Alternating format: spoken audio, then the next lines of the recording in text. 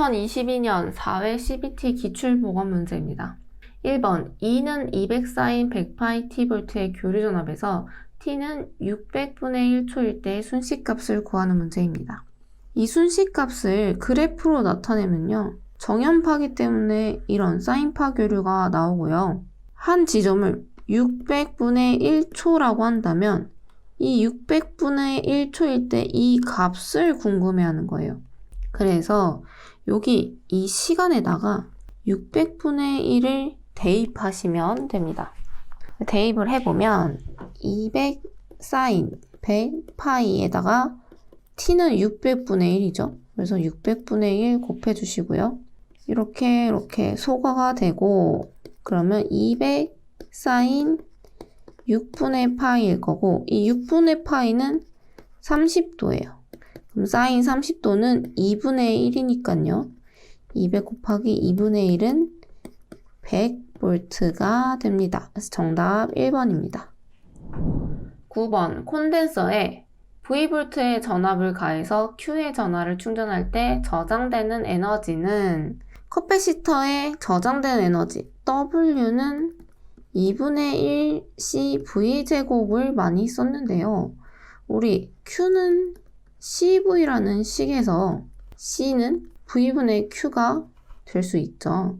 그래서 이 C를 여기에 놓으면요. 2분의 1 곱하기 V분의 Q 곱하기 V제곱을 하면 제곱 없어지고 얘 없어져서 2분의 1 Q V라는 식이 나옵니다. 단위는 줄입니다. 정답 1번입니다. 13번 자체 인덕턴스 L1, L2 그리고 상호 인덕턴스 M인 두 코일을 같은 방향으로 직렬 연결했대요. 이때 이 같은 방향이라는 건 자속이 같은 방향이라는 걸 뜻하겠죠. 자속이 같은 방향이면 자속이 더해지기 때문에 가동 접속이 되고요. 이 가동 접속의 식은 이렇게 L1 더하기 L2 더하기 2M이 됩니다. 정답 3번입니다. 14번 50Hz에서 60Hz로 증가했을 때 주기는 자 그렇다면 이 50Hz일 때의 주기 T50은요 몇이에요? 주기와 주파수의 관계는 역수의 관계죠. 그래서 50Hz에서의 주기는 50분의 1이고요. 60Hz에서의 주기는 60분의 1입니다. 자, 그러면 50Hz에서 60Hz로 증가시켰대요. 이때의 주기는 어떻게 되냐 하면 T50분의 T60 하시면 되겠죠. 그래서 50분의 1분의 60분의 1 하시면요. 이렇게 곱하면 60분의 50이 되고요. 얘는 6분의 5로 감소합니다. 정답 2번입니다. 15번 RLC 병렬 공진 회로에서 공진 주파수는 먼저 RLC 병렬 회로에서의 어드민턴스 한번 구해볼게요. 여기 RLC가 있습니다. 이 회로에 어드민턴스를 구해보면 어드민턴스 구할 때는 각각의 역수를 더하면 됐었죠. 그래서 어드민턴스 Y는 이 저항의 역수 R분의 1 더하기 얘는 리액턴스로 바꾸면 오메가 L이고요.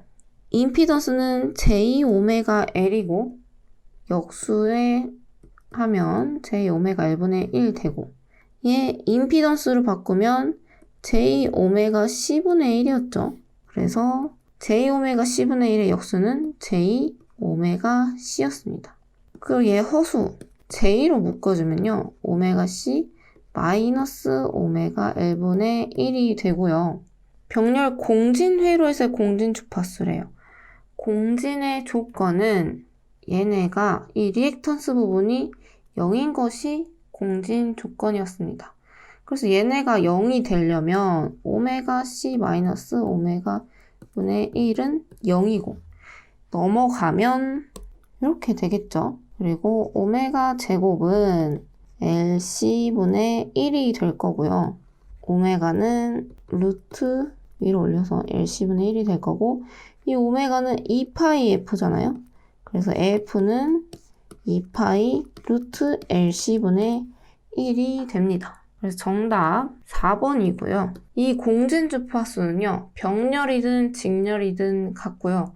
공진 주파수를 물어보면은 이 2파이 루트 LC분의 1만 나옵니다. 그래서 요 식은 꼭 외워주세요. R과 유도성 리액턴스 XL이 직렬로 접속된 회로의 유효 전력은 얼마네요? 먼저 피상 전력을 보면요. 피상 전력은 겉보기 전력이라고도 하고요. 전체 전력을 이야기합니다. 그리고 이때 전력 P는요. VI고요. 이 교류에서 오메 법칙에 의해서 V는 IR이 아니고 I 임피던스죠. 그래서 I 임피던스를 여기에 대입하면은 I 제곱 임피던스가 됩니다. 그리고 이 임피던스는 어떻게 표현할 수 있죠? R 더하기 JX 저항과 리액턴스로 표현할 수 있어요. 그래서 I 제곱 R 더하기 J 리액턴스고 얘네 풀어서 표현하면 I 제곱 R 더하기 J I 제곱 X죠. 그리고 이 피상 전력은 이 저항에서 소모되는 전력은 유효 전력이라고 하고요. 이 리액턴스에서 소모되는 전력은 무효 전력이라고 합니다. 그리고 우린 여기서 이 유효 전력을 구할 거고요. 자, 그렇다면 이때의 유효 전력은 이 저항과 리액턴스가 직렬로 접속된 회로에서 전류를 구해 볼게요. 먼저 I는 임피던스 분의 V인데요. 전류의 크기를 구해보면 루트 R제곱 더하기 XL의 제곱일 거고 전압 V일 거고요. 이때 이 I를 이 I제곱에 대입해 볼게요.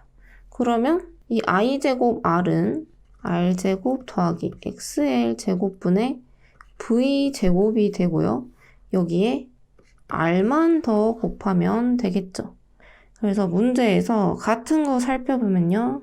정답 1번입니다. 전기 회로에서 전류 I를 10% 증가시키면 저항은 어떻게 되냐고 묻습니다.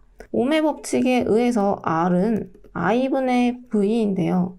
이때 전류를 10% 증가시키는 거라고 합니다. 그럼 증가시켰을 때 저항은 R'으로 줄게요. 이때 R'은 I에다가 1.1배 한 값에 전압 이렇게 표현할 수 있겠죠. 그리고 이 1.1 얘를 바깥으로 빼서 역수시키면 0.91 곱하기 I분의 V가 나올 거고요. 이 I분의 V는 여기서 아까 그 처음의 저항과 같죠. 그래서 얘는 0.91R이 됩니다. 그래서 저항은 0.91R이 됩니다. 정답 2번입니다. 21번 직류기에서 전기자 반작용을 방지하기 위한 보상건선의 전류 방향은 어떻게 되는가? 먼저 이 전기자 반작용은요. 이렇게 계자가 있고요. 전기자가 있습니다. 이 전기자를 회전시키면은 이 전기자에 감겨있는 요 전기자 권선이 계자를 끊으면서 유도기전력이 발생하게 되고요. 이때 이 유도기전력이 발생하면 이 전기자 권선에 전류가 흐르게 될 겁니다. 그럼 여기에 전류가 흐른다면 자속이 발생하겠죠. 어디에? 전기자 권선에. 그럼 이 전기자 권선에 흐르는 전기자 전류에 의해서 자속이 발생하고요. 이 자속이 이 계자, 주자속에 영향을 미쳐서 전기자 반작용이 작용하게 됩니다. 그래서 보상권선은요, 이 계자에 이 전기자 권선하고 반대 방향의 권선을 감아요. 반대 방향. 그리고 전기자 전류와 크기는 같아야겠죠. 그래서 여기에 생기는 자속만 없앨 수 있도록. 그래서 정답은 전기자 권선의 전류와 방향이 반대인 정답 4번입니다. 22번 주상변압기의 고압측 탭을 여러 개 만든 이유는 정답 3번입니다. 선로 전압 조정인데요. 1차 측 권선에 탭을 내서 변압기 2차 측 부하 변동에 따른 전압 변동 시 1차 측 탭을 조절합니다. 그래서 2차 측 전압을 조정하도록 하기 때문에 고압 측 탭을 여러 개 만든 이유는 선로 전압 조정입니다. 정답 3번입니다. 24번 직류전동기의 속도 제어에서 자속을 2배로 하면 회전수는 먼저 직류전동기의 속도 제어식을 써보면 속도 n은요 k 곱하기 파이분의 v 마이너스 ia r입니다. 그렇다면 이때 자속을 2배로 한대요. 그렇다면 얘는 2배 감소하겠죠. 그래서 정답 1번입니다. 27번 동기전동기의 특징으로 틀린 것은 1번 회전수가 일정하다 맞습니다. 동기전동기의 장점이기도 하죠. 2번 난조가 일어나기 쉬운 거 맞고요. 3번 역률 조정이 가능하다. 임의로 역률 조정할 수 있습니다. 4번 직류여자가 불필요하다. 직류여자기가 필요합니다. 그래서 정답 4번입니다.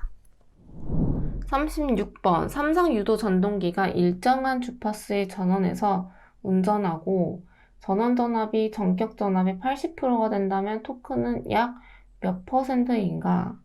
먼저 주파수는 일정하고요. 전원 전압이 전격 전압의 80%가 된다면 토크는 그럼 토크와 전압의 관계를 알면 되겠네요.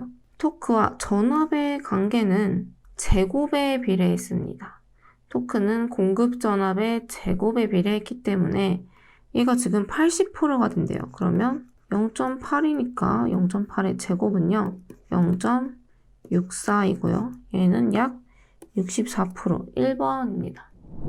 40번 역률과 효율이 좋아 가정용 선풍기, 전기 세탁기, 냉장고 등에 주로 사용되는 전동기는 정답 콘덴서 기동형 2번입니다. 2번 많이 사용하니까 꼭 알고 계시고요. 41번 전선에 눌러붙임, 단자 접속 시 사용되는 공구는 정답은 3번 프레셔 툴입니다. 프레셔 툴은 이렇게 압착 단자로 사용되는 공구고요. 1번 히키는 금속관 배관 공사를 할 때 금속관 구부리는 데 사용하는 거고요. 클리퍼는요, 굵은 전선을 절단할 때 사용합니다. 그리고 4번 와이어 스트리퍼는요, 피복 벗기는데 사용하는 공구입니다. 정답 3번이고요. 45번 접지를 하는 목적으로 설명이 틀린 것은 1번 감전 방지 맞고요. 대지 전압 상승 방지도 맞습니다. 3번 전기 설비 용량과는 상관이 없어요. 4번 화재 폭발 사고 방지도 맞습니다. 그래서 정답 3번입니다. 용량과는 전혀 상관이 없습니다. 47번 고압 가공 전선이 도로를 횡단하는 경우 전선의 지표상 최소 높이는 여기 KC 규정 정리한 걸 보면요. 고압 가공 전선이 도로를 횡단하는 경우는 최소 높이는 6m 이상입니다. 정답 4번입니다. 49번 이동하여 사용하는 저압 전기기계기구의 금속재 외함에 접지를 위해 사용되는 접지도체가 연동연선일 경우 이 연동선의 단면적은 몇 제곱미리네요. 여기 KC 규정 보면요. 이동하여 사용하는 전기기기기구의 금속재 외함 등에서 기타 유연성이 있는 연동연선은 한 개 도체의 단면적이 1.5 스퀘어이어야 합니다. 그래서 정답 2번입니다. 52번 지지물에 전선 그 밖의 기구를 고정시키기 위해 완목, 완금, 애자 등을 장치하는 것은 장주라고 합니다. 57번 두 개의 입력 가운데 동작한 쪽이 우선하고 다른 쪽은 동작을 금지시키는 시퀀스 용어는 2번 인터록 회로입니다. 인터록은 서로 잠근다라는 회로여서 서로의 동작을 방해하는 회로입니다. 그래서 정답 2번입니다. 58번 가연성 먼지가 있는 곳의 금속관 공사에서 관상호 및 관과 박스 기타의 부속품이나 풀박스 또는 전기기계기구와는 몇 턱 이상 나사조임으로 접촉하여야 하는가? KC 규정 보면요. 가연성 먼지가 있는 곳의 금속관 공사는요. 5턱 이상의 나사조임이어야 합니다. 네, 정답 2번입니다.